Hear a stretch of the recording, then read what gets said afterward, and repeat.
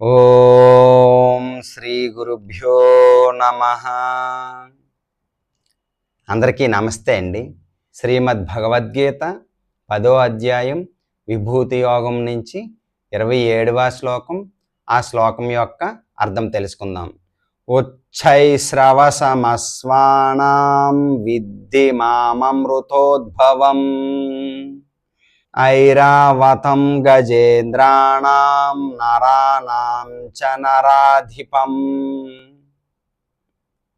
ఇప్పుడు ఈ శ్లోకం యొక్క అర్థం తెలుసుకుందాం. అశ్వములలో అమృతము కొరకు సముద్రాన్ని చిలికినప్పుడు ఉద్భవించిన ఉచ్చైశ్రవముగా నన్ను తెలుసుకోవలసి ఉంది. గజరాజులలో నేను ఐరావతమును, నరులలో నేను రాజును. విన్నారు కదండి ఈ శ్లోకం యొక్క అర్థం. రేపు మరొక శ్లోకంతో మళ్ళీ కలుసుకుందాం.